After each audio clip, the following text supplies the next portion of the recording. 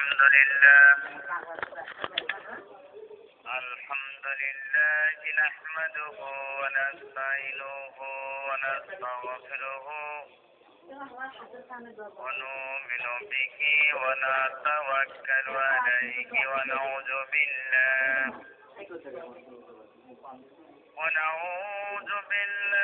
من شرور أنفسنا ومن سيئات أعمالنا من يهده الله فلا مضل له ومن يضلله فلا هادي له ونشهد أن لا إله إلا الله وحده لا شريك له ونشهد أن سيدنا وحبيبنا ومولانا محمدا عبده ورسوله الذي أرسله بالحق بشيرا ونذيرا وداعيا إلى الله بإذنه وسراجا منيرا فقد قال الله تعالى في كلامه المجيد وفرقانه الحميد أعوذ بالله من الشيطان الرجيم بسم الله الرحمن الرحيم إن الله وملائكته يصلون على النبي يا أيها الذين آمنوا صلوا عليه وسلموا تسليما صلى الله على محمد صلى الله عليه وسلم طلع البدر علينا من ثنية البداء وذاب الشكر علينا ماذا لله داي صلى الله على محمد صلى الله عليه وسلم بلغ الهدى بكماله كشف الدجى بجماله حسنت جميع خصاله صلوا عليه وعليه اللهم آمين ربنا ظلمنا أنفسنا وإن لم تغفر لنا وترحمنا لنكونن من الخاسرين ربنا تزغ قلوبنا بعد إذ هديتنا وهب لنا من لدنك رحمة إنك أنت الوهاب ربنا آتنا في الدنيا حسنة وفي الآخرة حسنة وقنا عذاب النار رب العالمين এইবার আমরা তোমার বান্দা বান্দি মনিবের কাছে রব্বুল আলামিনের কাছে হাত তুলছি গো আল্লাহ বান্দা বান্দিদের তো মনিব ছাড়া কোনো উপায় নাই জীবনের সমস্ত অপরাধের কথা মনে করে তোমার কাছে ক্ষমা চাই রব্বুল আলামিন তুমি তোমার কুদরতে চোখ দিয়ে তাকায় দেখো এখানে আমরা কতগুলো গুনাহগার বান্দা গুনার বোঝা মাথায় নিয়ে এতিমের মতো কাঙ্গালের মতো মুসাফিরের মতো তোমার দরবারে হাত বাড়াইছি গো আল্লাহ আয় আল্লাহ যার হাত ছাড়া তোমার পছন্দ হয় তার হাত দ্বারা আমাদের সকলের সমস্ত জীবনের গুনাহগুলি মাফ করে দাও রব্বুল আমিন তাম দুনিয়ার মাটির নিচে যত মুমিন মুমিনাত শুয়ে আছেন আল্লাহ তাদের আরওয়ার পরে সওয়াব পৌঁছে দাও। রব্বুল আমিন এই মাহফিলের আয়োজন যারা করেছেন আর শোনার জন্য যারা এসেছেন কিয়ামতের দিন কঠিন মুসিবতের সময় এ মাহফিল আমাদের সকলের জন্য নাজাতের ওসিলা বানিয়ে দিও আল্লাহ। আয় আল্লাহ এতক্ষণ যা জিকির আজকার করলাম খুশি যে সবটুকু আমাদেরকে দেবেন, সবটুকু সোনার মদিনায় নবী পাক রওজা মোবারকে পৌঁছে দাও। ربنا تقبل منا إنك أنت السميع العليم وتب علينا إنك أنت التواب الرحيم سبحان ربك رب العزة عما يصفون وسلام على المرسلين والحمد لله رب العالمين মাটির বাড়ি মাটির ঘর মাটির হবে বেছানা আছো একা যাইবা একা সঙ্গে কেউ তোর যাবে না। মাটির বাড়ি মাটির ঘর মাটির হবে বেছানা আছো একা যাইবা একা সঙ্গে কেউ তোর যাবে না। কিন্তু যেদিন ডাক পড়িবে কবর মাঝে শুইতে জোগাড় কিছু করছ বন্ধু কবর মাঝে বিছাইতে জোগাড় কিছু করছ বন্ধু কবর মাঝে বিছাইতে লক্ষ কোটি মুদ্রা ব্যয়ে করে সবানা কানা হীরা মানি মুক্তা দিয়ে পালঙ্কের সামানা হীরা মানি মুক্তা দিয়ে পালঙ্কের সামানা।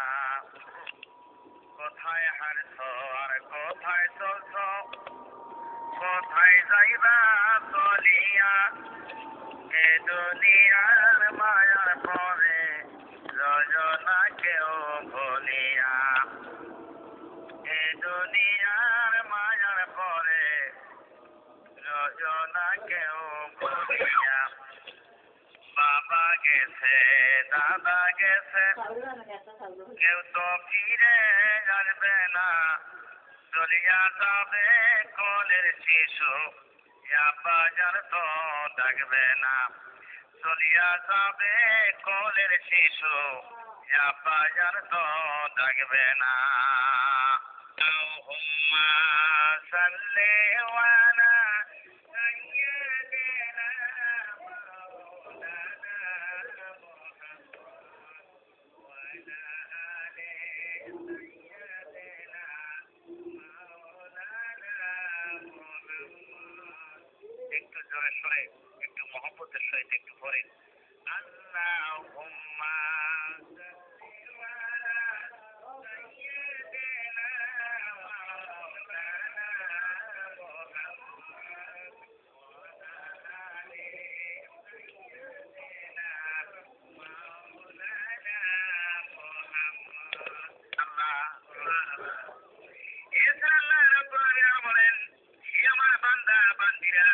যখন তোমরা একটা সভা সমাবেশ মিলাইয়া একত্রিত হয়ে বসে আমি আল্লাহর কথা আলোচনা করতে থাকো তখন আমি আল্লাহর মহল্লায় তোমাদের তো ভালো সবাই ফেরেশতাদের সবাই আমি আল্লাহ তখন তোমাদের কথা বলতে থাকি। সুবহানাল্লাহ। আমার বন্ধুগণ কত ইসলামী চিন্তা রাখছি কোরআন মৌলানা মুফাদ্দিল রহমান সাদিক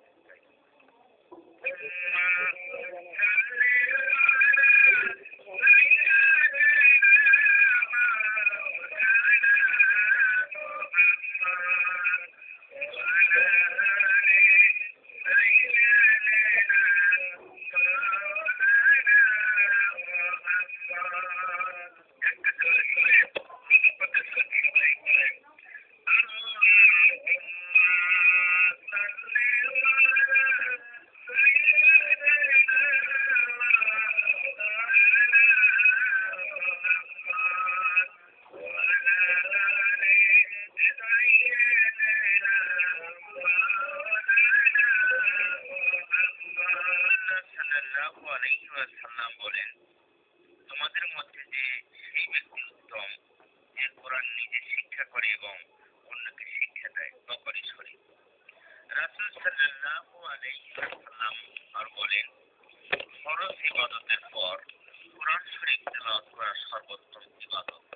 রাসূল পাক সাল্লাল্লাহু আলাইহি ওয়াসাল্লাম ওনার ঘরের শয়নকক্ষে শুইলেন। হঠাৎ ঘরের ফাঁক খুলে গেল। দুইজন ব্যক্তি ঘরের মধ্যে প্রবেশ করলেন। দুইজন ব্যক্তি ঘরের মধ্যে প্রবেশ করে আল্লাহ রাসূলের দু হাত ধরে টেনে উঠালেন। সুন্দর একটি সোজা সরু পথ দিয়ে রওনা করলেন। সামনের দিকে অগ্রসর করেছেন। আর ওই দুইজন ব্যক্তি হাত ধরে নিয়ে চলছেন। আল্লাহ রাসূল বললেন, আপনারা কোথায় চলছেন? আমাকে নিয়ে। ওই দুইজন ব্যক্তি বললেন, এটা আল্লাহর হুকুম, আপনাকে সামনে অগ্রসর হতে হবে। এবার সামনের দিকে অগ্রসর করলেন। সুন্দর সোজা এই পথটি সুন্দর একটি ফুলের বাগান, সুসজ্জিত ফুলের বাগানের ভিতর দিয়ে রওনা করলেন। এবার ওই ফুলের বাগানের ভিতর দিয়ে যাইতেছেন। কিছু দূর যাইতে যাইতে দেখেন রাস্তার বাম পাশে একজন লোক শুয়ে আছেন, আর একজন লোক ওই শিরায় দাঁড়ানো। সেই দাঁড়ানো ব্যক্তির হাতে বিরাট একটি পাথর। সেই পাথর দিয়ে শোয়া ব্যক্তির মাথার উপরে আঘাত করছে। আর আঘাতের সঙ্গে সঙ্গে সমস্ত মাথা চূর্ণ বিচ্ছিন্ন হয়ে যায়। আর ওই পাথরটি গোল, পাথরটি করে করে যখন চলে যায়, ওই পাথর আনার জন্য যখন চলে যান, আবার মাথাটা প্রবের মতো হয়ে যায়। আবার করজোড়ে আঘাত করা হয়। আঘাতের পর আঘাত, এভাবে আঘাত করে চলছে। আর মাথা যখন চূর্ণ বিচ্ছিন্ন হয়ে যায়, পাথরটা করে যায়। আবার পাথর আনার জন্য যখন যায়, আবার মাথা কোণের মতো হয়ে যায়। এভাবে করে আঘাত করে চলছে। এই অবস্থা দেখে আল্লাহ নবী দাঁড়িয়ে গেলেন। ওই দুইজন ব্যক্তিকে জিজ্ঞাসা করা হলো, এর কারণ কি? আর এই সব ব্যক্তির মাথার উপরে এভাবে আঘাত করা হচ্ছে কেন? আর যখন আঘাত করা হয়, ওই সব ব্যক্তি এমন ভাবে চিল্লাইতে থাকে আর লাফাইতে থাকে। পা দিয়ে আঘাত করতেছেন, সমস্ত মাটি থরথর করে কাঁপে। ওই চিল্লানি যদি দুনিয়ার মানুষ শুনতে পাইত, তাহলে দুনিয়ার সমস্ত মানুষ খানাপিনা বন্ধ করে দিত, আহার বন্ধ করে দিত, কাজকর্ম বন্ধ করে দিত, এক আল্লাহর ইবাদত বন্দেগী করত। এবার আল্লাহর নবী বললেন, এর কারণ কি? দুইজন ব্যক্তি বললেন, ইয়া রাসূলুল্লাহ, আপনি সামনের দিকে অগ্রসর করেন। আবার সামনের দিকে অগ্রসর করা হলো। আবার কিছুদিন যাওয়া হলো। যাওয়ার পরে দেখেন একজন ব্যক্তি বসা, আর ওই বসা ব্যক্তির পাশে আর একজন ব্যক্তি দাঁড়ানো। ওই দাঁড়ানো ব্যক্তির হাতে লোহার একটা টিপটা, আর ওই টিপটা দিয়ে বসা ব্যক্তি গালের মাংসগুলো টেনে টেনে ছিঁড়তেছেন। এই অবস্থা দেখতেছেন। আল্লাহ নবী দাঁড়িয়ে গেলেন। এবার ডান গালের মাংসগুলো টেনে টেনে ছিঁড়তেছেন। ডান গালের মাংস যখন ছেঁড়া হয়ে যায়, এবার বাম গালের মাংসগুলো টেনে টেনে ছিঁড়তেছেন। বাম গালের মাংস যখন ছেঁড়া শুরু করে দেয়, ডান গালের মাংসগুলো আবার পূর্বের মতো হয়ে যায়। এভাবে একবার ডান পাশে, আরেকবার বাম পাশে, এমনকি পা পর্যন্ত টেনে টেনে ছিঁড়ছেন। এই করুণ দৃশ্য দেখে আল্লাহর নবী দাঁড়িয়ে গেলেন। দুইজন ব্যক্তিকে প্রশ্ন করা হলো, জিজ্ঞাসা করা হলো, এর কারণ কি? এভাবে গালের মাংসগুলো টেনে টেনে ছেঁড়া হচ্ছে কেন? দুইজন ব্যক্তি বলেন, ইয়া রাসূলুল্লাহ, আপনি সামনের দিকে অগ্রসর করেন। হুজুর, আপনি সামনের দিকে অগ্রসর করেন। এবার দুইজন ব্যক্তি আবার আল্লাহর নবীকে টেনে টেনে নিয়ে যাচ্ছেন, দুই হাত ধরে নিয়ে যাচ্ছেন ওই সুন্দর সুসজ্জিত একটা রাস্তা দিয়ে ফুলের বাগিচার ভিতর দিয়ে রওনা করেছেন। এবার কিছু দূর যাওয়া হলো। যাওয়ার পরে লক্ষ্য করলেন একজন ব্যক্তি একটা রক্তের লহরের ভিতরে হাবুডুবু খাচ্ছে, এমন হাবুডুবু খাচ্ছেন ওই রক্তের ভিতর থেকে বের হওয়ার জন্য কিনারে ওঠার জন্য বারবার চলে আসেন। কিন্তু ওই কিনারে একজন ব্যক্তি দাঁড়ানো, তার আশেপাশে অনেকগুলো পাথর। ওই রক্তের লহরের ব্যক্তি যখন কিনারের দিকে চলে আসে, আর দাঁড়ানো ব্যক্তি পাথর দিয়ে বড় জোরে মুখের উপর আঘাত করেন। এক আঘাতে আবার রক্তের লহরের ভিতরের দিকে চলে যায়। এভাবে বারবার আসার চেষ্টা করা হচ্ছে, কিন্তু বারবার মুখের উপর এভাবে পাথর দিয়ে আঘাত করা হচ্ছে। এই করুণ দৃশ্য দেখে আল্লাহর নবী দাঁড়িয়ে গেলেন। এর কারণ কি?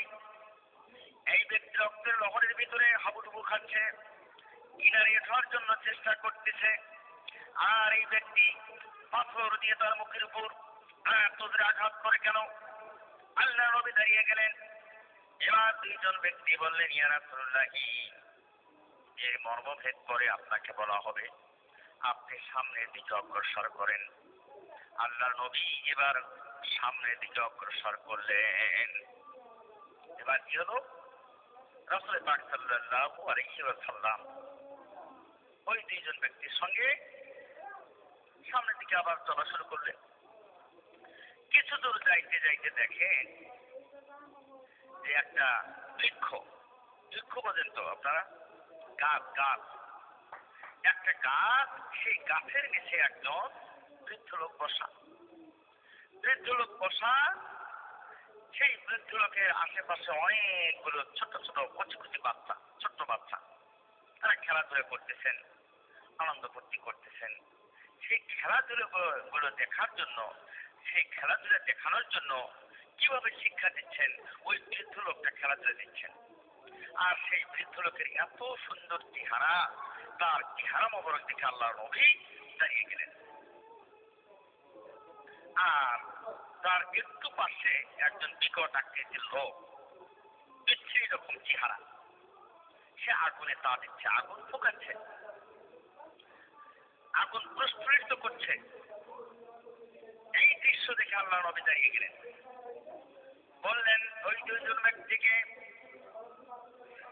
এই ব্যক্তিকে এত সুন্দর চেহারায় বৃদ্ধ, আর তার সাথে একটা লাঠি, সুন্দর করে ছোট ছোট বাচ্চাদেরকে খেলাধুলা দিচ্ছে।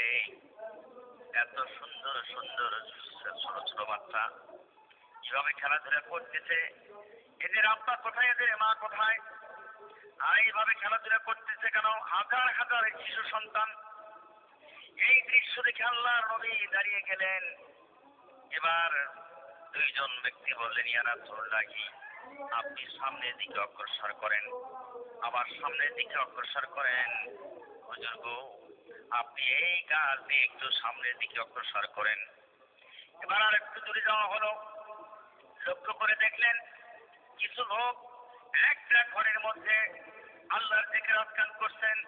সেই জিকিরটা হলো লা ইলাহা ইল্লাল্লাহ, লা ইলাহা ইল্লাল্লাহ জিকির করতেছেন। আর মাঝে মাঝে লা ইলাহা ইল্লাল্লাহু মুহাম্মাদুর রাসূলুল্লাহ এভাবে করতেছেন। এই দৃশ্য দেখে আল্লাহর নবী বললেন দুইজন ব্যক্তিকে, এর কারণ কি? এখানে একটা ঘর দেখা যাচ্ছে, আমাদের দেশের বাড়িতে, গ্রামের বাড়িতে যেরকম ঘর, সেই ঘরের মধ্যে এত লোক যেখানে আজকাল করছে, ঘটনা কি? ওই দুইজন ব্যক্তি বললেন, ইয়া রাসূলুল্লাহ, এর ভেদ মর্ম বলে বড় বুঝে দেওয়া হবে। আপনি সামনের দিকে অগ্রসর করেন। কিছু দূর যাওয়ার পরে দেখেন আরেকটা ঘর, সেই ঘরের মধ্যে দুইজন ব্যক্তি খসখস করে কি যেন লিখছেন আর আল্লাহর জিকির করতেছেন। এই দৃশ্য দেখে আল্লাহর নবী দাঁড়িয়ে গেলেন। দুইজন ব্যক্তি বলেন, ইয়া রাসূলুল্লাহ, আপনি সামনের দিকে অগ্রসর করেন। কিছু দূর যাওয়া হলো, আকাশের দিকে তাকাতে বললেন। আল্লাহর নবী সঙ্গে সঙ্গে আকাশের দিকে যখন তাকাইলেন, সঙ্গে সঙ্গে দেখেন আকাশে সুন্দর ধবধবে একটা সাদা মেঘ। এই মেঘটা এসে আল্লাহর নবীর মাথার উপরে হাসাহাসি করতেছেন।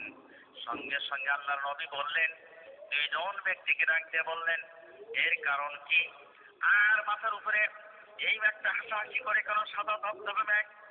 দুইজন ব্যক্তি বললেন, ইয়া রাসূলুল্লাহ, সমস্ত মানবকে দেখুন আপনাকে বলে দেওয়া হবে, এই যে মেঘটা দেখা যাচ্ছে এইটা হচ্ছে সাদা মেঘ নয়, এইটা হচ্ছে আপনার রওজা মোবারক, এখানে আপনি প্রবেশ করবেন, এইটা হচ্ছে আপনার ঘর, এই ঘরের মধ্যেই আপনি প্রবেশ করবেন। তখন আল্লাহর নবী ডাক দেয়া বললেন দুইজন ব্যক্তিকে, তাহলে আমাকে ধরে রাখছো কেন? যদি ওইটা আমার ঘর হয়ে থাকে আমাকে ছেড়ে দাও, এই মুহূর্তে আমি আমার ঘরের মধ্যে প্রবেশ করব। কিন্তু ওই দুইজন ব্যক্তি বললেন, ইয়া রাসূলুল্লাহ, এখনো তো আপনার সময় শেষ হয়ে যায় নাই, আপনার তো বয়স হয় নাই, যেদিন আল্লাহর হুকুম হয়ে যাবে আপনি সেই দিন এই ঘরের মধ্যে প্রবেশ করবেন। সুবহানাল্লাহ। এইটা হচ্ছে আপনার ঘর, সেই ঘরটা হচ্ছে রওজা মোবারক, যেখানে শুয়ে আছেন আল্লাহর নবী। এই ঘরের কথাই বোঝানো হয়েছে। এবার দুইজন ব্যক্তি বললেন, ইয়া রাসূলুল্লাহ, এই যে একটা ঘরের মধ্যে দুইজন ব্যক্তি দেখলেন, সেই দুইজন হলো আমরাই দুইজন, একজন জিবরাইল আলাইহিস সালাম আর একজন মিকাঈল আলাইহিস সালাম, এই দুইজন। আপনারা একজন মিকাঈল আলাইহিস সালাম, একজন জিবরাইল আলাইহিস সালাম, আল্লাহর নির্দেশে এগুলো আপনাকে দেখানো হলো জীবিত অবস্থায় দুনিয়ার বুকে। কবরের মধ্যে যে আযাব হবে সেই আযাব করে দেখানো হলো। আর একটা ঘরের মধ্যে যে হাজার হাজার লোকজন জিকির করতেছেন, লা ইলাহা ইল্লাল্লাহ, লা ইলাহা ইল্লাল্লাহ, এই সমস্ত লোকগুলো জান্নাতবাসী হবে। দুনিয়াতে জিকির আজকার করেছে, নামাজ আদায় করেছেন, দোয়া করেছেন, তাদের জন্য এই ঘর সাব্যস্ত করা হয়েছে। কিয়ামত পর্যন্ত তারা এখানে থাকবে, বেহেশতের আশা করে। এটাও কবর। এরকম কবরের মধ্যে হাজার হাজার লোকজন আছেন, তারা নামাজের সময় আসলে নামাজের জন্য তাড়াহুড়ো করতেছেন, জিকির আজকার করতেছেন, আল্লাহকে ডাকতেছেন। আপনারা দুনিয়াতে যে কাজ করবেন কবরের মধ্যেও সেরকম হতে থাকবে। আপনারা কি করতে সব দুনিয়াতে গান বাজানো নিয়ে ব্যস্ত আছেন, নাটক থিয়েটার নিয়ে ব্যস্ত আছেন, কবরের মধ্যে এই নাটক থিয়েটার নিয়ে গেলে আল্লাহর কাছে জবাব দিতে পারবেন না, ফেরেশতাদের জবাব দেওয়া সম্ভব হবে না। আর দোজখের আগুন চলে আসতে থাকবে কবরের মধ্যে, দোজখের দরজা খুলে দেওয়া হবে, আহারে কষ্ট হয়ে যাবে। এখনো সময় আছে, আপনারা আল্লাহর দিকে আসেন, নামাজ আদায় করেন, কালেমা পড়েন, রোজা রাখেন, হজ করেন, যাকাত দিন। যাদের টাকা আছে তাদের হজ ফরজ করা হয়েছে, তারা হজ করেন। এবার ওই দুইজন ব্যক্তি বললেন, ইয়া রাসূলুল্লাহ, এই যে দুইজন লোক, ওই হযরত ইব্রাহিম আলাইহিস সালাম কিয়ামত পর্যন্ত ছোট ছোট শিশু সন্তানদেরকে খেলাধুলা যেতে থাকবে। কারণ ছোট শিশু সন্তানেরা মাকে মা বলে কোনোদিন ডাকতে পারে নাই, আব্বাকে আব্বা বলে কোনোদিন ডাকতে পারে নাই, শিশু বয়সে দুনিয়া থেকে বিদায় হয়ে গেছে। এমনও সন্তান আছে মায়ের দুধ রক্ষণ করে নাই। এই শিশু সন্তানগুলো কিয়ামত পর্যন্ত হযরত ইব্রাহিম আলাইহিস সালাম এভাবে খেলাধুলা দিতে থাকবে। আর ওই যে দেখা যায় বিকট আকৃতির একজন লোক আগুনে তা দিচ্ছে, আগুনে ফুকাচ্ছে, ও হচ্ছে দোজখের দারোয়ান মালিক। দোজখের দারোয়ানের নাম কি? মালিক। মালিক দারোয়ান দোজখের আগুন প্রস্ফুটিত করতেছে, কিয়ামত পর্যন্ত এইভাবে করতে থাকবে। আর একজন লোক ওই রক্তের লবণের মধ্যে হাবুডুবু খাচ্ছেন, ওই লোক দুনিয়ার বুকে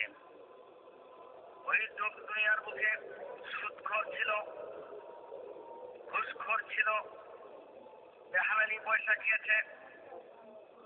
সুদখোর ব্যক্তির জন্য এইরকম কিয়ামত পর্যন্ত আযাব হতে থাকবে কবরের মধ্যে। রক্তের লবণের মধ্যে টকবক করতে থাকবে, পুঁজির মধ্যে রক্ত পচে যখন গন্ধ ছুটে যায় কিরকম আপনারা থাকতে পারবেন নাকি? সাধারণভাবে একটা গরু জবাই যদি করেন, রাস্তার পাশে যদি রক্তগুলো থাকে, সে রক্ত যদি পচে যায় তার কাজ দেওয়া হাঁটা যায় না, আপনারা বলেন ঠিক কিনা?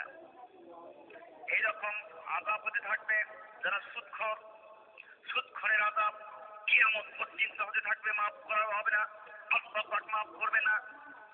আপনারা সাবধান হয়ে যান, সুদ খাওয়া বন্ধ করে দেন।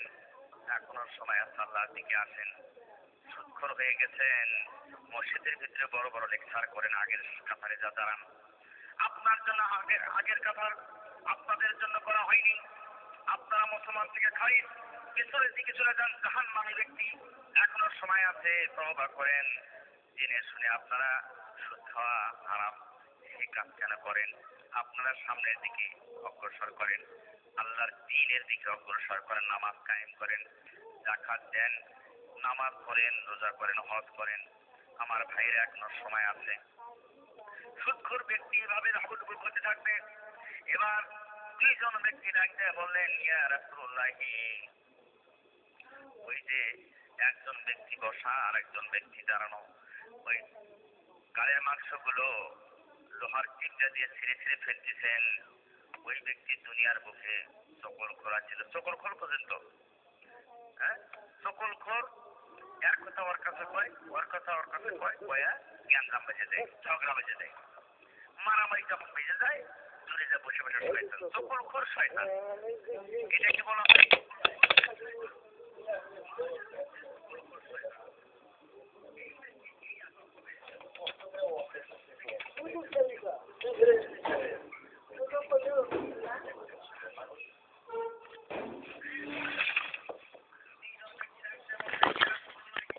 লেওয়ানা সাইয়্যিদিনা মাওলানা মুহাম্মদ ওয়া আলা আলি সাইয়্যিদিনা মাওলানা মুহাম্মদ। একটু জোরে সরে, একটু মহব্বতের সহিত একটু পড়েন, আল্লাহুম্মা সাল্লি আলা সাইয়্যিদিনা মাওলানা মুহাম্মদ ওয়া আলা আলি সাইয়্যিদিনা মাওলানা মুহাম্মদ। মা ফাতেমা বিবাহর উপযুক্ত হয়ে গেছে, বিবাহ দিতে হবে। কিন্তু হুজুর পাক সাল্লাল্লাহু আলাইহি ওয়াসাল্লাম ওনার ওইদিকে স্মরণ নাই।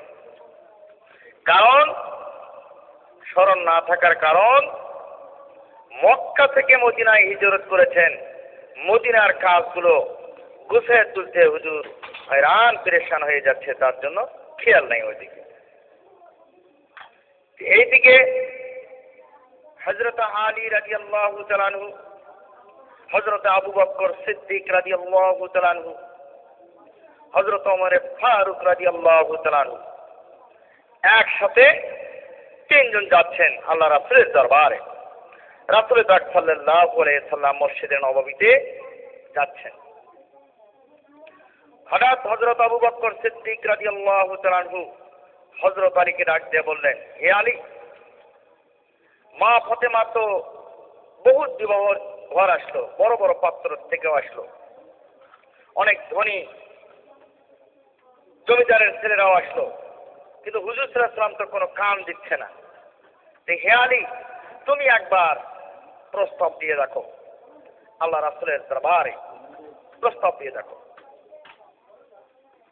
হযরত আবু বকর সিদ্দিক রাদিয়াল্লাহু তাআলা আনহু যখন বললেন, এবার হযরত আলী রাদিয়াল্লাহু তাআলা আনহু হযরত আবু বকর সিদ্দিককে ডাক দিয়ে বললেন, আমি তো গরিব, আমার তো কিছু নাই, আমি তো রাসূলের বাড়িতেই থাকি, রাসূলের বাড়িতেই ঘুমাই, রাসূল যদি খাদ্য দেয় আমি খাই, আর না দিলে না খেয়ে থাকি। আমার তো বাড়ি নাই, ঘর নাই, আমি গরিব। আর আমার মতো একজন গরিবকে মা ফাতেমার মতো সুন্দর নবরমণী আমাকে পছন্দ করবে কিনা আমি তার সাহস পাচ্ছি না। কিন্তু হযরত ওমর ফারুক রাদিয়াল্লাহু তাআলা আনহু হযরত আলীকে ডাকতে বললেন, হে হযরত আলী, আল্লাহ রাসূল তো তোমাকে বেশি ভালোবাসে, একটাবার তুমি প্রস্তাবটা দিয়ে দেখো, তারপর কি করা যায় আমরা দেখব। এবার হযরত আলী রাজি হয়ে গেলেন, ঠিক আছে, আপনারা যখন বলছেন আমি একবার প্রস্তাব দিয়ে দেখি। তিনজন চলে গেলেন মসজিদে নববীতে। যাওয়ার পরে এবার হযরত আলী রাদিয়াল্লাহু তাআলা আনহু আল্লাহ নবীর সঙ্গে সামনে বসে গেলেন। সালাম দিয়ে যখন বসে গেলেন, মাথাটা নিচু দিয়ে কোনো কিছুই বলতে সাহস পাচ্ছেন না। আল্লাহ নবীর সামনে বসে গেছেন হযরত আলী, পাশে হযরত ওমরে ফারুক রাদিয়াল্লাহু তাআলা আনহু, তার পাশে হযরত আবু বকর সিদ্দিক রাদিয়াল্লাহু তাআলা আনহু। কিন্তু হযরত আলী আল্লাহ নবীর সামনে কোনো কিছুই বলতেছেন না। এই অবস্থা দেখে, হাবভাব দেখে আল্লাহ নবী এবার ডাকতে বললেন, হে আবু তুরাব। হুজুর সাল্লাল্লাহু আলাইহি ওয়াসাল্লাম খুব আদর করতেন, তো আবু তুরাব করে ডাকতেন। বললেন, হে আবু তুরাব, হে আলী, তুমি হয়তো কোনো কিছু বলার জন্য আমার সামনে বসেছো, লজ্জা করে কোনো কিছু বলতে পারতেছেন না। এমন সময় হঠাৎ করে ওহী নাযিল হয়ে গেল। আল্লাহ নবী হযরত আলীকে ডাক দিয়ে বললেন, হে আলী, মা ফাতেমার বিয়ার প্রস্তাব নিয়ে এসেছো নাকি? হযরত আলী কোনো কিছু না বলে মাথাটা একটু ঝোঁকালেন। ঝোঁক দিয়ে বোঝেন তো, এরকম করে মাথাটা একটু ঝোঁক দিলেন, মানে হ্যাঁ। হুজুর সাল্লাল্লাহু আলাইহি ওয়াসাল্লাম বললেন, এটা তো উত্তম প্রস্তাব, এটা তো ভালো প্রস্তাব। এই মাত্র জিবরাইল আলাইহিস সালাম আমাকে বলে গেল মা ফাতেমার সঙ্গে হযরত আলীর বিবাহ দেওয়ার জন্য। সুবহানাল্লাহ। কিন্তু হে আলী, মা ফাতেমার বিবাহের মহরনা দেওয়ার জন্য তোমার কাছে কি আছে তুমি বলো। হযরত আলী দুই চোখের পানি ছেড়ে দিলেন, ডাকতে বলেন, ইয়া রাসূলুল্লাহি, আমার তো কিছু নাই, আমি তো আপনার বাড়িতে থাকি, কিন্তু যুদ্ধের জন্য আমাকে একটা ঘোড়া আপনি দিয়েছিলেন আর একটা বল্লভ দিয়েছিলেন। এই ঘোড়ার বল্লভ ছাড়া আমার কাছে আর কিছু নাই। ঘোড়া আর একটা বল্লভ ছাড়া আর কিছু নাই। হযরত আলী রাদিয়াল্লাহু তাআলা আনহু এবার ওই বল্লভ আর ঘোড়া আল্লাহ রাসূলের সামনে হাজির করলেন। হুজুর সাল্লাল্লাহু আলাইহি ওয়াসাল্লাম বললেন যে ঘোড়ার তো প্রয়োজন আছে, দূরে যদি কোথাও যুদ্ধে যেতে হয় তাহলে অবশ্যই ঘোড়ার প্রয়োজন আছে। তবে এই বল্লভটা নিয়ে যাও, বাজারে বিক্রি করে নিয়ে আসো, তাতে মা ফাতেমার মহরনার টাকা হয়ে যাবে। ঠিক আছে, হযরত আলী এবার কি করলেন, ওই বল্লভটা নিয়ে বাজারে গেলেন। উচ্চ একটা জায়গায় বাজারে নিয়ে যেতে আছেন, বল্লভ বিক্রি করবে।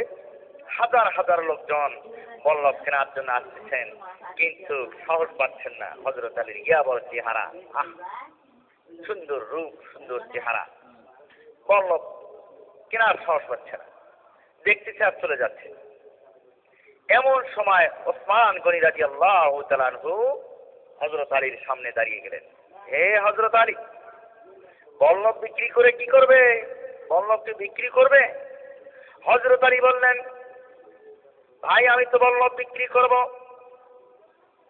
এবার ওসমান গনি রাদিয়াল্লাহু তাআলা আনহু, মক্কার বড় ধনী, মদিনার বড় ধনী ওসমান গনি এবার ডাক দিয়ে বললেন, কত এটা দেওয়া যাবে? হাদিয়া কত হবে? হযরত আলী কিছুই বললেন না। এবার ন্যায্য মূল্য দিয়ে দিলেন, 180 দিরহাম দিয়ে দিলেন হযরত আলীর হাতে।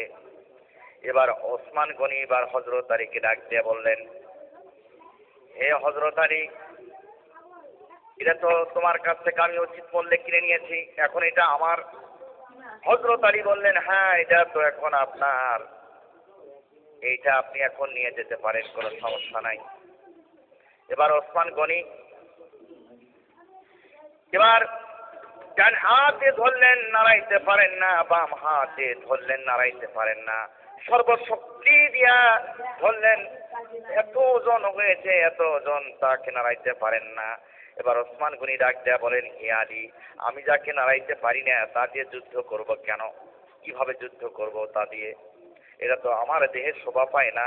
হে আলী, এইটা তো তোমার দেহের সব শোভা পায়। ওসমান গনি বললেন যে এইটা তো আমার, এই বল্লভটা এত ওজন, এটা দিয়ে কিভাবে যুদ্ধ করো? এটা তো আমার দেহের শোভা পায় না। এটা হে আলী, তোমার দেহেই তো এটা শোভা পায়। আর আল্লাহ পাক হযরত আলীর মধ্যে এত শক্তি দিয়ে দিয়েছেন তার নাম শেরে আলী বলা হয়েছে। এবার হযরতে আলী বললেন, তাহলে এখন আমি কি করতে পারি?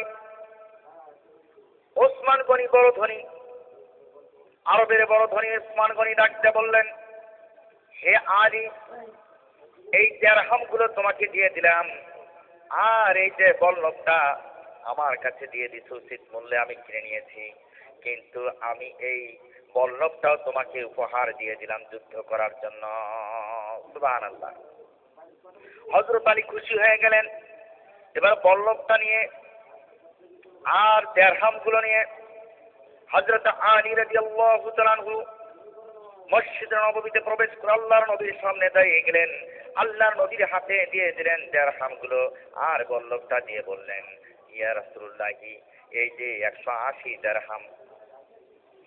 আল্লাহর নবী জিজ্ঞাসা করলেন, হে আলী, তুমি তো বল্লভ বিক্রি করে দিরহামগুলো নিয়ে এসেছো, কিন্তু তোমার হাতে বল্লভ দেখি, টাকা কোথায় পেলে? টাকা কোথায়? তুমি টাকা পেলে কোথায়? এই বল্লভও নিয়ে এসলে, টাকাও কোথায় পেলে? ঘটনা কি? জোরপূর্বক কারো কাছ থেকে নিয়ে এসেছো?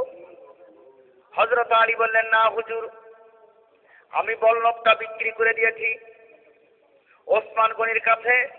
ওসমান গনি উচিত মূল্যে 180 দিরহামে, হাদিস শরীফে এসেছে 180 দিরহাম। 180 দিরহাম দিয়ে ওসমান গনি কিনে নেওয়ার পরে এই বল্লভটি আবার আমাকে উপহার দিয়েছে যুদ্ধ করার জন্য। আল্লাহর নবী শুনে খুশি হয়ে গেলেন, দুটি হাত উঁচু করে ওসমান গনির জন্য দোয়া করলেন। সুবহানাল্লাহ। অনেক মাওলানা বিরোধী বলে যে দোয়া নাই। আল্লাহর নবী যে দোয়া করলেন, দুটি হাত উঁচু করে আল্লাহর নবী বলেন, আয় আল্লাহ, ওসমান গনিকে আরো সম্পদ দিয়ে দাও, সেজন্য দুই হাতে এভাবে দান করতে পারে মানুষকে। আয় আল্লাহ, রোজ কিয়ামতের দিন হাসরের ময়দানে ওসমান গনির সঙ্গে আমার দেখা করে দিও, একসঙ্গে যেন আমরা বেহেশতে প্রবেশ করতে পারি। সুবহানাল্লাহ, সুবহানাল্লাহ।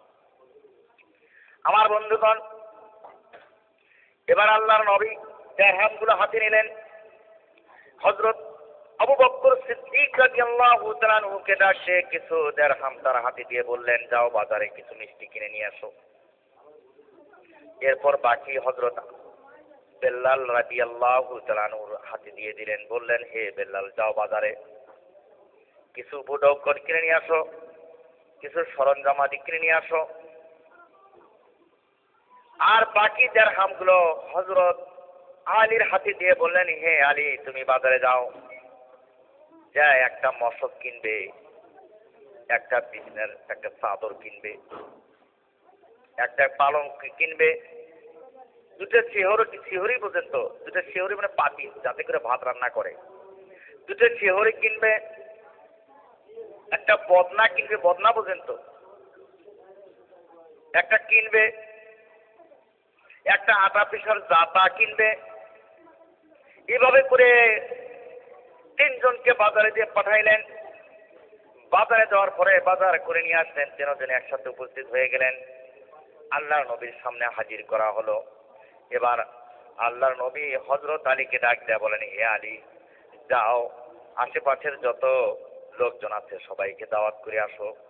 কোনো গরিব যেন না কাটায়, কোনো ধনী যেন না কাটায়, আশেপাশের যত লোক আছে সবাইকে দাওয়াত করে আসো। ধনী গরিব ফকির মিসকিন কেউ যেন বাদ না পড়ে। এখন তো আপনারা বিয়ে পড়ান, গরিবদেরকে বেছে বেছে বাদ দিয়ে ধনী যারা তাদেরকে ডাক দিয়ে বিয়ে পড়ে। আহারি হবে না, জায়েজ নাই। সবাইকে ডাক দিতে হবে, দিয়ে বিয়ের আয়োজন করে নিতে হবে, তবেই তো বিয়ে। আল্লাহ নবী সঙ্গে সঙ্গে হযরত আলীকে পাঠিয়ে দিলেন। এর মধ্যে হযরত তালহা এসে গেলেন, ওসমান গনি, হযরত আবু বকর সিদ্দিক, হযরত বেল্লাল, আব্দুল্লাহ আনসারী, সমস্ত লোকজন এসে হাজির হয়ে গেলেন। আসার পরে আল্লাহর নবী বিয়ার খেতাব পাঠ করলেন। কি করলেন? বিয়ার খেতাব আগে পাঠ করলেন। এখন তো বিয়ের খেতাব আগে পাঠ করে না, আগে বিয়ে পড়ায়, অমুকের মেয়ের সাথে অমুকের ছেলের বিয়ে, আলহামদুলিল্লাহ, ঠিক কিনা কন? এরপরে কি করে? বিয়ের খেতাব পাঠ করে। এরপরে কি করে? দোয়া করে। আল্লাহ নবী দোয়া করেছেন, বিয়ের আসরে বসে দোয়া করেছেন, সমস্ত লোকজন নিয়ে দোয়া করেছেন এবং সবাইকে বলছেন সবাই হাতে দাও, সবাই দোয়া করো দুইজনার, আল্লাহ পাক যেন দুইজনকে এমন পবিত্র বানিয়ে দেয় আমার মতো করে। আমাকে যেরকম পবিত্র বানিয়েছেন আল্লাহ পাক যেন এই দুইজনকে এরকম পবিত্র বানায়। সুবহানাল্লাহ। এরপরে বিয়ের কিতাব পাঠ করার পরে বিয়ে যখন পড়ানো হয়ে গেল, আল্লাহ নবী হযরত আলীকে ডাক দেয়া বললেন, হে আলী, মিষ্টিগুলো বিতরণ করো। এবার আলী মিষ্টিগুলো বিতরণ করলেন। মিষ্টি যখন, খেজুর যখন বিতরণ করা হয়ে গেল, এবার আল্লাহর নবী হযরত আলীকে সঙ্গে করে যখন বাড়িতে চলে গেলেন, বাড়িতে যাওয়ার পরে মা ফাতেমাকে ডাক দিয়ে বললেন, মা, আমি এমন একজন যুবকের সঙ্গে তোমার বিবাহ দিয়েছি মা। হযরত আলীকে আল্লাহ পাক বেশি ভালোবাসেন। সে পণ্ডিত ব্যক্তি, সে আলেম, সে হলো এলেমের শহর। এই জন্য হাদিস শরীফে এসেছে হযরত আলী হলো এলেমের শহর আর আল্লাহর নবী হলো সেই এলেমের দরজা। সুবহানাল্লাহ বলেন। আমার ভাইরা, এবার হযরত আলী রাদিয়াল্লাহু তাআলা আনহু আল্লাহর নবী একসঙ্গে যখন বাড়িতে উপস্থিত হয়ে গেলেন, মা ফাতেমাকে ডাক দিয়ে বলেন, মা গো, হযরত আলীর সঙ্গে তোমার বিবাহ দিয়েছি মা, তুমি কবুল করো। মা ফাতেমা আলহামদুলিল্লাহ বললেন। সুবহানাল্লাহ। সঙ্গে সঙ্গে যখন শুনিয়ে দিলেন, মা ফাতেমা দুই চোখের পানি ছেড়ে দিয়ে বলতেছেন, আব্বা, অনেক লোকের, অনেক মেয়েদের তো বিবাহ হয়, আমি দেখি বিবাহর দিনে নতুন নতুন জামা পরিধান করে, আমার জন্য কি নতুন নতুন জামা আসলো না? পুরাতন যে জামাগুলো ছিল এই জামাগুলো সুন্দর করে ধুয়ে মুছে দিয়ে দিয়েছিল পরনের জন্য। আমার বন্ধুগণ, যেভাবে মা ফাতেমার বিবাহ হয়ে যায়, বিরাট লম্বা কাহিনী, আমি সংক্ষেপে বললাম। রাত্রকে একটা মোবাইলের ভেতর দেখি দাড়ি গানারা বলে যে বাঘের সঙ্গে, নাউযুবিল্লাহি মিন যালিক, এটা কোনো হাদিসে পাওয়া যায়নি। বাঘের সঙ্গে নাকি বিবাহ হয়েছে মা ফাতেমার। এই সমস্ত উল্টাপাল্টা কথা আপনারা শুনতে যাবেন না, কারণ যে এই সমস্ত কথা যখন আপনারা শুনতে যাবেন, আপনারা এগুলো শুনে আপনারাও বিভ্রান্তির মধ্যে পড়ে যাবেন। নাউযুবিল্লাহি মিন যালিক, এই সমস্ত কথা আপনারা শুনবেন না। হাদিস শরীফে যেভাবে এসেছে সেইভাবে আপনারা শুনবেন। যা হাদিস কোরআনে যা নাই তা আপনারা শুনবেন কেন? প্রখ্যাত ইসলামী চিন্তাবিদ, তাফসিরে কোরআন হাফেজ মাওলানা সাজেদুর রহমান সাদেক, গাইবান্ধা। বিশ্বর হাফি রহমাতুল্লাহ আলাইহি মদ ছিল।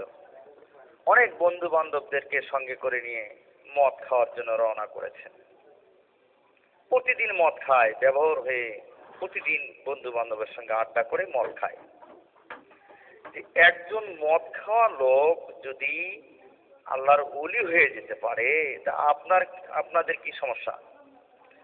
আপনারাও তওবা করেন, দেখেন আল্লাহকে কাছে পাওয়া যায় কিনা, নামাজ বন্দেগীতে মশগুল হয়ে যান, অবশ্যই আল্লাহ পাক মাফ করে দেন, আল্লাহ মাফ করে দিতে পারে। বিশ্বর হাফি রহমাতুল্লাহ আলাইহি মদ করছিলেন, মদ খাইতে রওনা করেছেন বন্ধু বান্ধবদের সঙ্গে করে নিয়ে। হঠাৎ পথের দিকে লক্ষ্য করে দেখেন একটা ছোট্ট কাগজের টুকরা পড়ে আছেন। ওই কাগজের টুকরা হাতে নিয়ে বিশ্বর হাফি রহমাতুল্লাহ আলাইহি কাগজের টুকরা হাতে নিয়ে লক্ষ্য করে দেখেন কাগজের টুকরার ভিতরে লেখা রয়েছে, বিসমিল্লাহির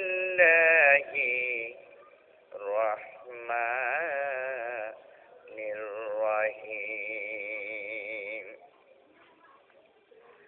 বিশ্বর হাবিবার কাগজের টুকরা হাতে নিয়ে সাথীদেরকে ডাক দিয়ে বললেন, ও আমার সাথীরা, তোমরা যাও মনে রাত যায়, আজকে আমি রাত যাব না।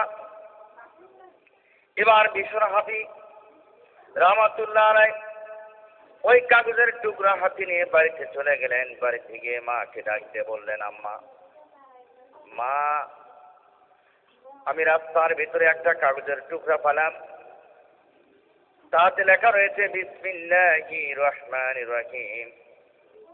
মা গো, দেখো তো এই কাগজের টুকরার ভিতরে কি লেখা রয়েছে, এর মানে কি? এবার বিশ্বরের মা টুকরা হাতে নিয়ে দুই চোখের পানি ছেড়ে দিলেন। বিশ্বরের মা কাগজের টুকরা নিয়ে দুই চোখের পানি ছেড়ে দিয়ে কাঁদতেছেন আর বলতেছেন, রব্বুল আমিন, আমি আমার একমাত্র সন্তান বিশ্বরের জন্য প্রতিদিন ফজরের নামাজ পড়ে তোমার কাছে কত কান্নাকাটি করলাম। আমার এই সন্তানের জন্য কত করে কান্নাকাটি করলাম। আল্লাহ, তুমি 5 ওয়াক্ত নামাজি বানিয়ে দাও। আয় আল্লাহ, পরহেজগার দিনদার বানিয়ে দাও। আয় আল্লাহ, তোমার ওলি বানিয়ে দাও। আয় আল্লাহ, তুমি বোধহয় আমার সন্তান বিশ্বরকে মঞ্জুর করে নিয়েছ। এবার বিশ্বর মায়ের পাশে দাঁড়িয়ে আছেন। লক্ষ্য করে দেখেন মা কান্নাকাটি করছে। মাকে ডাক দিয়ে বলেন, মা গো, চোখের পানি ছেড়ে দিয়ে কাঁদছো কেন? বিশ্বরের মা ডাক দিয়ে বলেন, বাবা বিশ্বর, এই কাগজের টুকরার ভিতরে তোর মাবুদ মাওলার নাম লেখা রয়েছে। যে আল্লাহ তোকে সুন্দর করে বানিয়েছে, হাত দিয়েছে, নাক দিয়েছে, মুখ দিয়েছে, কান দিয়েছে, পথ চলার জন্য পা দিয়েছে, এত সুন্দর চেহারা করে দুনিয়াতে পাঠিয়ে দিয়েছে, সেই মাবুদ মাওলার নাম লেখা রয়েছে কাগজের টুকরার ভেতরে। সুবহানাল্লাহ। এবার বিশদ মাকে ডাক দিয়ে বলেন, মা, তার মানে আমি এখনো বুঝি নাই, ভালো করে বুঝে দাও। বিশ্বরের মা বলে, বাবা বিশদ, বিসমিল্লাহির রহমানির রহিম। রহমানের রহিম, রহিম অর্থ আল্লাহ। আল্লাহর নাম লেখা রয়েছে এই কাগজের টুকরার ভিতরে। যে আল্লাহ তোকে তৈরি করে দুনিয়াতে পাঠিয়েছে, সেই আল্লাহর নাম লেখা রয়েছে।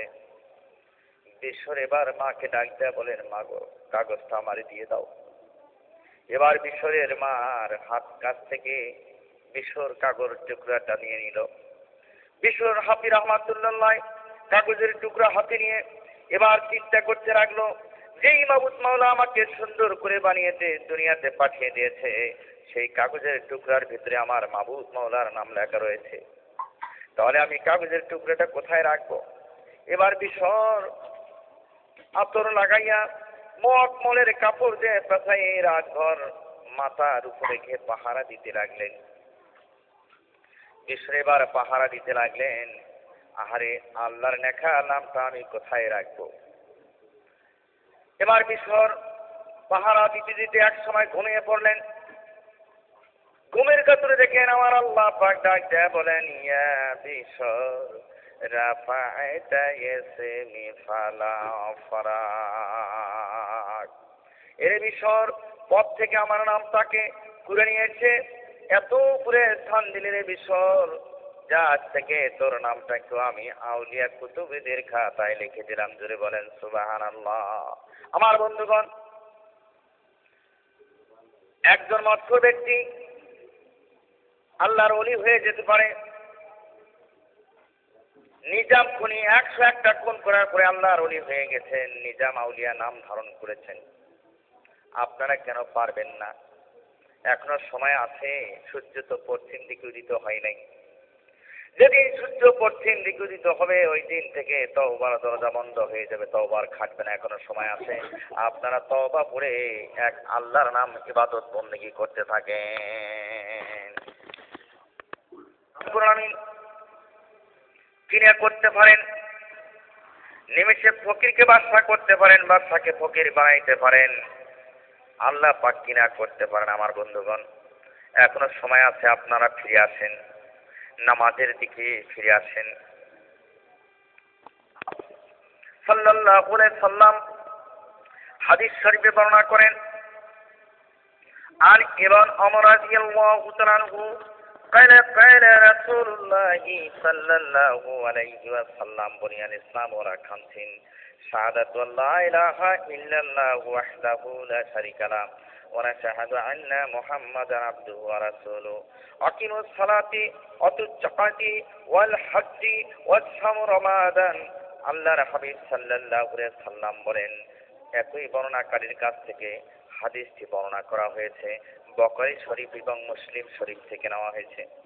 আমার ভাইরা, আল্লাহর হাবিব সাল্লাল্লাহু আলাইহি সাল্লাম বলেন, ইসলামের ভিত্তি হলো পাঁচটা, ইসলামের স্তম্ভ হলো পাঁচটা। কয়টি? পাঁচটি। প্রথমে হলো কালেমা, তারপরে নামাজ, তারপরে রোজা, তারপর হজ, তারপরে যাকাত।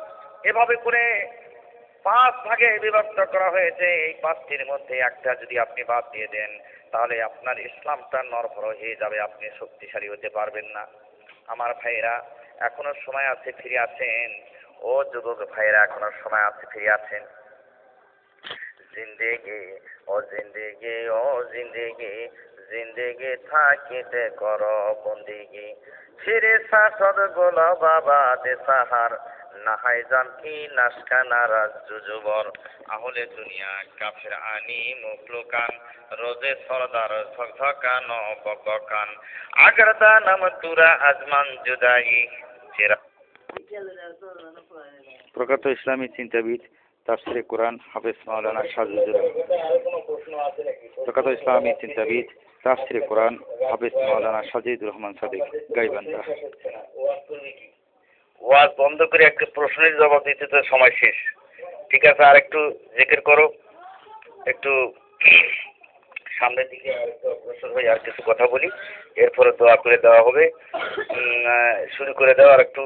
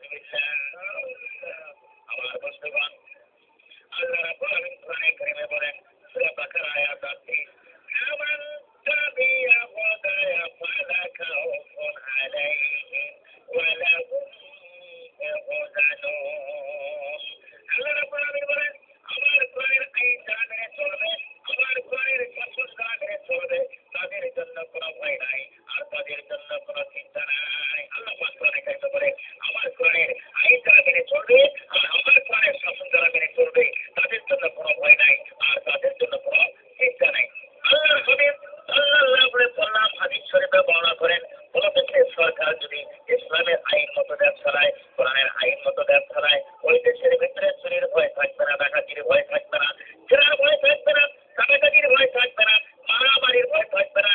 ওই দেশের মানুষ চলবে স্বাধীনভাবে, পুরুষ চলবে স্বাধীনভাবে, মহিলারা চলবে স্বাধীনভাবে। মানুষের মনের মধ্যে কোনো ভয় থাকবে না, পুরুষের মনের মধ্যে কোনো ভয় থাকবে না, মানুষের মনের মধ্যে একটাই ভয় থাকবে, সে ভয়টা হলো আল্লাহ রাব্বুল আলামিনের ভয়। জোরে বলেন সুবহানাল্লাহ।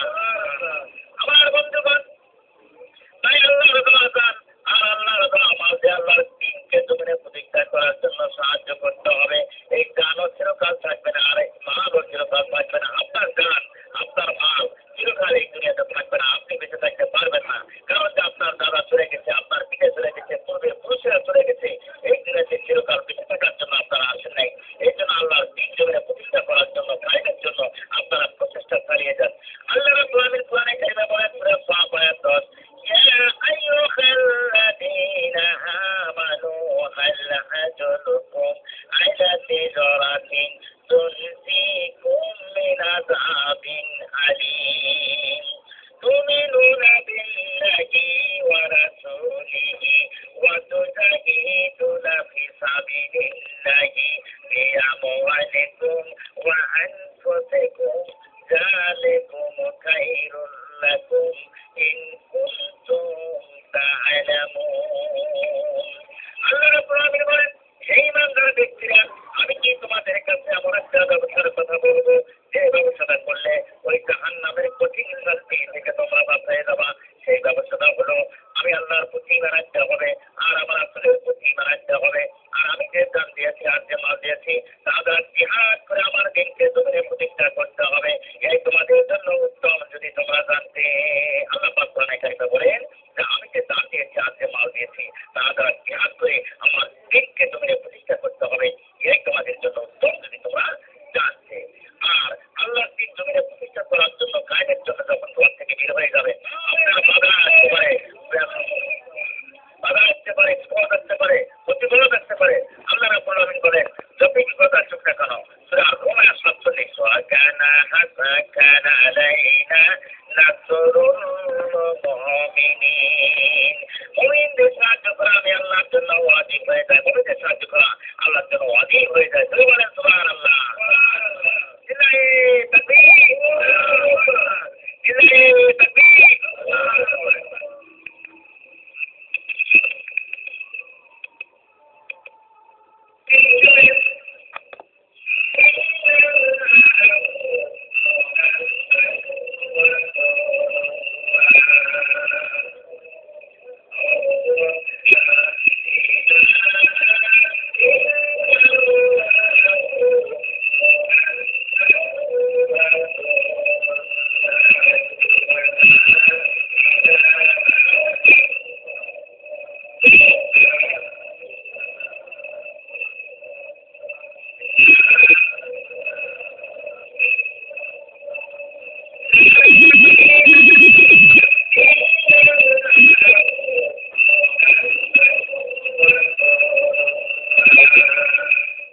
اللهم آمين.